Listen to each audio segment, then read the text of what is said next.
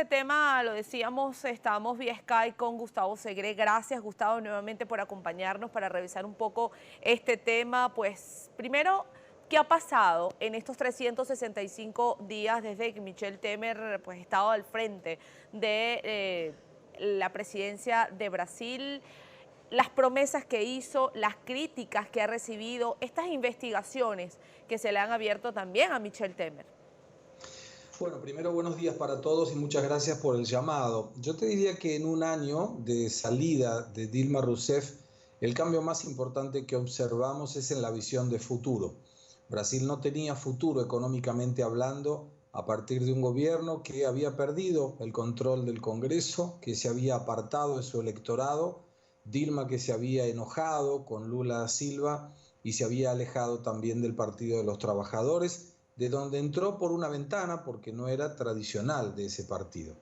Michel Temer consiguió hacer algunas medidas de ajuste ser aprobadas en el Congreso, medidas que son claramente impopulares, lo que explica tal vez la impopularidad de Michel Temer, pero que son claramente necesarias para que Brasil consiga entrar nuevamente en el rumbo de crecimiento. Entre ellas, el congelamiento del gasto público, la flexibilización laboral, que está en este momento discutiéndose en el Congreso, la reforma de la jubilación, que también está con grandes dificultades para el gobierno Temer discutiéndose en el Congreso, y por último la reforma tributaria. Cuando nosotros quienes analizamos la cuestión económica miramos la popularidad de Temer, es el mejor indicador que podemos tener para ver si las cosas están bien o están mal. Si Temer es impopular, económicamente las cosas mejorarán y de hecho comienzan a observarse algunos indicadores mejores. Inflación más baja, tasa de interés más baja, y el crecimiento de marzo, no obstante que fue bajo de marzo comparado con febrero, mostró un crecimiento del 1% entre marzo de este año y el marzo del año pasado. O sea, el PBI llegó al punto de inflexión, paró de caer y comienza a subir. Ahora, pues ya vemos que en esta carrera política ya se han dejado ver pues algunos nombres. Ya justamente la semana pasada, durante esta comparecencia ante el juez Sergio Moro, el expresidente Luis Ignacio Lula da Silva pues mostró sus ansias de aspirar nuevamente a la presidencia. El día de ayer hizo lo propio Michel Temer, que aunque no dejó ver claramente su nombre, ha dicho que su partido, Movimiento de los Trabajadores, también tiene su candidato. ¿Cómo se ventilan este proceso de las presidenciales para el 2018 en Brasil?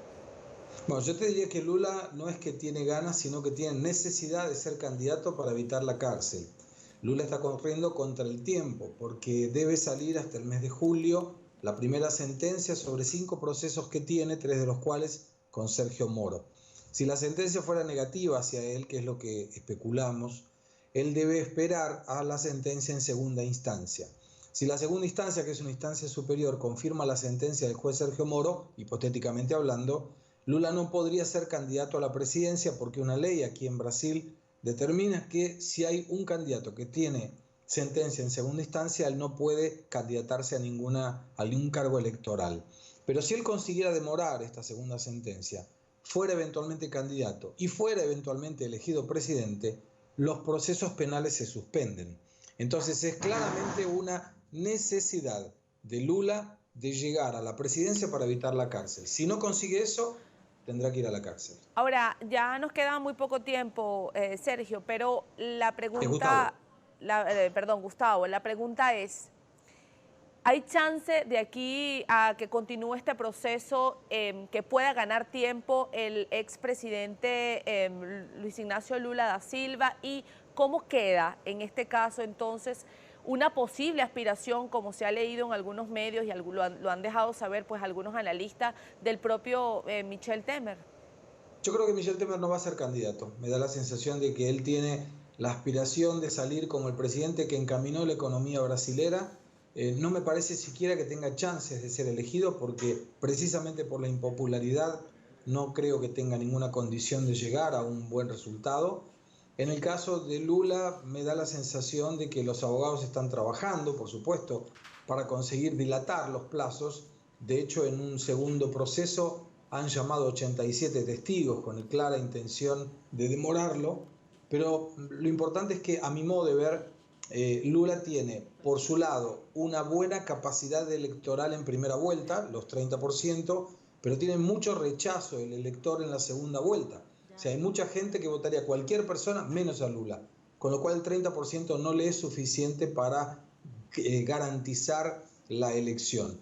Mi sensación personal es que en el 2018 debe venir algún outsider fuera de la política, que no tenga las sospechas de corrupción como la mayoría de los candidatos tiene y que probablemente, y esperamos, va a generar cambios que no son los cambios del político tradicional.